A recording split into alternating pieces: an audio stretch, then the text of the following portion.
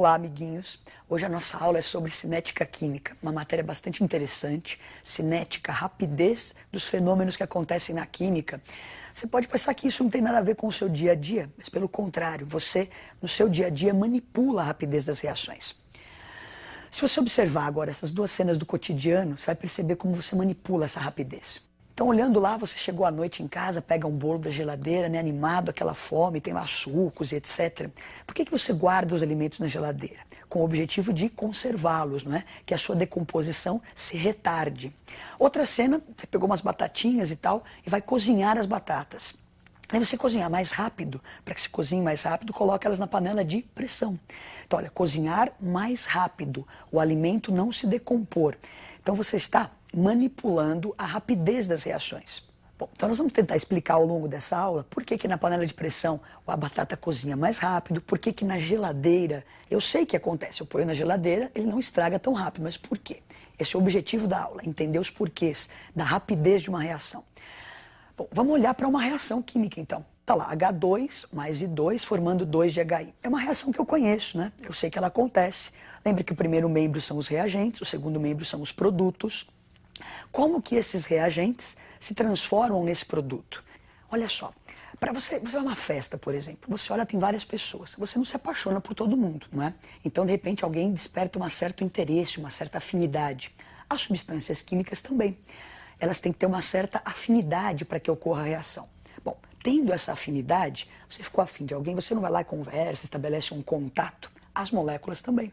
Então, elas estando afim, tendo um contato, há um primeiro passo para a reação acontecer.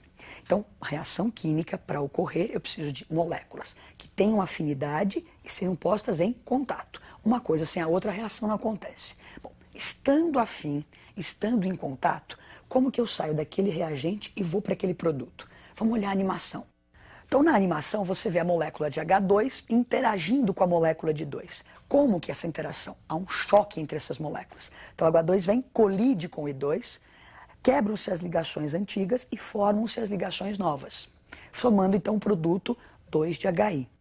Então, você acabou de ver a reação acontecendo ali, não é? Estava o H2, o I2, e essas moléculas colidem. Então, as moléculas que tinham afinidade foram postas em contato, e para que haja reação, elas têm que se chocar.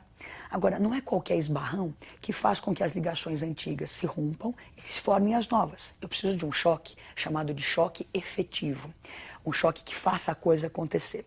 Então, nós vamos olhar de novo para a tela e congelar um pouquinho a imagem no momento intermediário da reação. Então, eu estou entre o reagente e o produto. Olha o que aconteceu no momento, no instante do choque. Então, se você olhar ali, naquele segundo em que há o choque, as moléculas se encaixam perfeitamente. Então está lá o H, 2Hs, os 2Is. Esse instante do choque efetivo, o choque que gera a reação, essa estrutura que você vê na tela é chamada de complexo ativado. Então nem é o reagente e nem é o produto ainda. Eu estou em algo intermediário. Então as moléculas vinham, tinham afinidade, foram postas em contato, colidem. No instante da colisão se forma isso que está na sua tela, que é o complexo ativado. Bom, então vamos dar uma recapitulada e organizar tudo isso. Então nós temos moléculas com afinidade, foram postas em contato. Na hora do contato elas começam então a colidir, a se chocar. Para que a reação ocorra eu preciso de um choque chamado de choque efetivo, que é um choque bem orientado, com bastante energia. Energia porque eu preciso quebrar as ligações velhas e formar as ligações novas. Bem orientado porque as moléculas se encaixem bem ali. Então olha lá, vem, colide, forma aquela estrutura que nós vimos na tela, que é o complexo ativado. Então, os reagentes passam pelo complexo ativado e vão gerar o produto. Então, esse é o mecanismo de uma reação. Agora, eu estou comentando o seguinte, para que forme-se o complexo ativado, eu preciso ter uma certa energia. Você vai ver uma cena do seu cotidiano, às vezes umas reações, as moléculas estão afim, elas estão em contato, só que não conseguem reagir. Por quê? Falta essa energia. Então, vamos observar agora aqui a nossa animação. Então você observa ali, temos uma churrasqueira, pedacinhos de carvão, vamos fazer um churrasco. O carvão é um material inflamável, não é? Então eu preciso que haja combustão desse carvão para eu assar minha carne. O que acontece? O carvão está aí, ele está exposto, está em contato com o oxigênio do ar. Então são moléculas, são estruturas que têm afinidade, estão em contato. E por que não estão reagindo? Bom, para que haja reação, você derrama um pouquinho de álcool, tem gente que põe pão molhado no álcool e daí coloca o fogo. Então essa energia que vem da combustão do álcool excita as moléculas de carvão e faz com que ele comece a reagir. Essa energia que veio da combustão do álcool para excitar o carvão é chamada de energia de ativação. Então olha só, moléculas com afinidade estão em contato. Para que elas comecem a reagir, elas precisam colidir. Precisam de energia para que haja aquela colisão efetiva, para que se forme o complexo ativado e se gere o produto. Agora, se não tem essa energia, que vem dessa, no caso aí do carvão, vem da queima do álcool, a reação não vai acontecer. Então essa energia externa mínima necessária para formar o complexo ativado é chamada de energia de ativação. Bom, então nós vamos tentar organizar isso num gráfico, não é? Então nós vamos ter, olha, reagentes, excitamos esses reagentes com essa energia de ativação e vamos formar o produto. Vamos dar uma olhadinha no gráfico. Então você observa o gráfico, nós temos aí a energia, né, das substâncias e o desenrolar da reação. Nesse exemplo nós temos uma reação endotérmica, o reagente com uma energia menor que a do produto. Mas no nosso caso agora, nós estamos falando de cinética, de rapidez. Então o que nos interessa nesse gráfico é essa barreira aí que você vê em vermelho. Então nós temos o reagente, precisamos ir excitando este reagente até chegarmos ao clímax, ali onde está o complexo ativado. Se você conseguir formar o complexo ativado, a reação ocorre. Então a energia para se formar o complexo ativado é a energia de ativação. Então ela determina, é um dos fatores que vai determinar a rapidez de uma reação. Se essa barreira que eu tenho que transpor for muito grande, não é? A reação vai ser mais lenta. Se a barreira for menor, a reação vai ser mais rápida. Você vê o seguinte, não é? Reagentes, energia de ativação, colidem, formam o seu complexo ativado, chegamos ao produto. Então tem dois itens importantes que influem na velocidade. Acabamos de falar da energia de ativação dessa barreira, ela é um dos fatores que determina a velocidade da reação. E o outro é esse número de choques, o número de colisões. Então para eu ter uma reação rápida, eu devo fazer o quê? Bastante colisões e ter uma baixa energia de ativação. Agora nós vamos fazer alguns experimentos para mostrar quais são os fatores que podem influenciar essa energia de ativação ou esse número de choques. Então vamos para as experiências.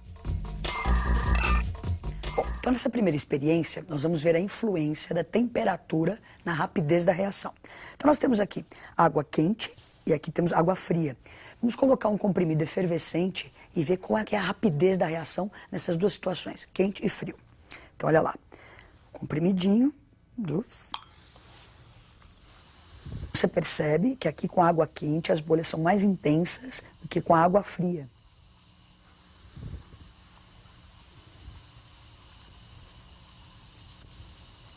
Bom, então como você percebe, não é? Com a água quente a efervescência foi muito mais intensa, mais rápida, o comprimido já se dissolveu, enquanto que na água fria tem um restinho de comprimido ainda lá, entrando lá em contato.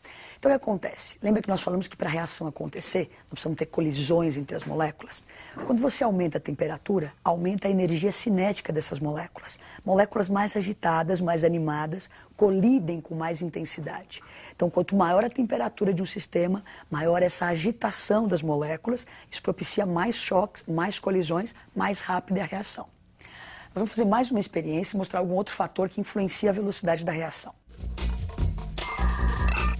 Então agora nós vamos ver a influência da concentração na rapidez de uma reação. Então nós vamos trabalhar com ácido clorídrico mais concentrado e mais diluído.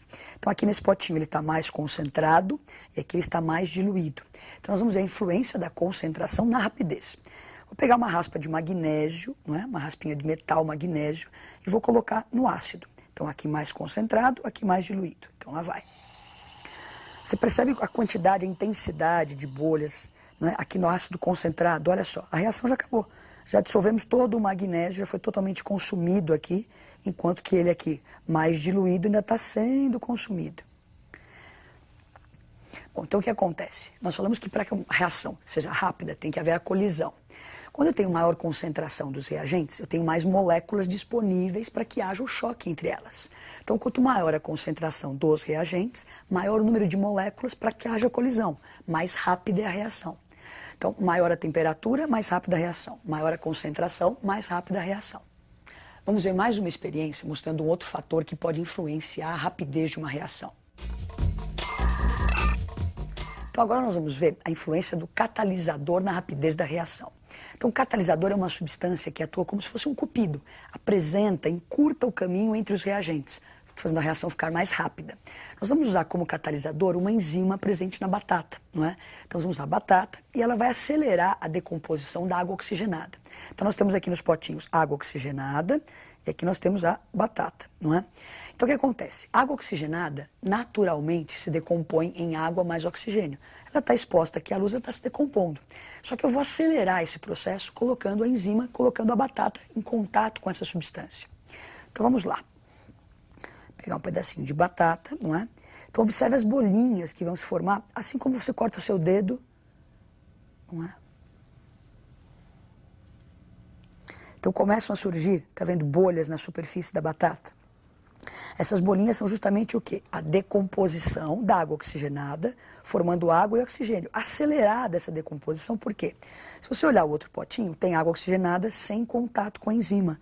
E você não percebe bolhas saindo, apesar de estar acontecendo a reação, só que extremamente lenta. Né? E com a presença da batata, da enzima que está na batata, essa reação já se torna até visível. Eu consigo ver as bolinhas de oxigênio, assim quando você corta o seu dedo e põe água oxigenada. Então agora nós vamos ver a ação do catalisador num gráfico para assim, explicitar melhor o que ele fez, qual é a ação dele durante a reação. Então dá uma olhadinha no gráfico.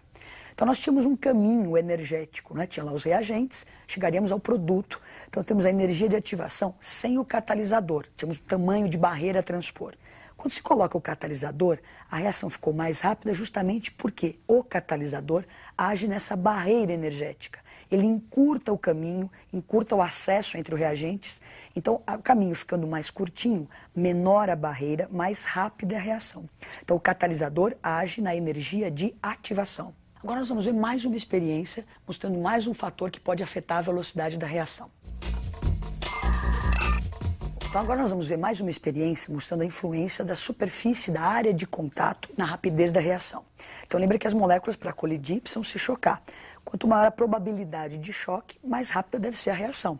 Então nós vamos ver agora aqui uma reação com permanganato de potássio. Ele está bem triturado aqui, então uma área grande de contato. E nós temos aqui o permanganato de potássio com grãos maiores, com uma área de contato menor. Nós vamos acrescentar glicerina e observar a rapidez da reação. Fiquem atentos. Então, umas 3 gotinhas ali. Opa.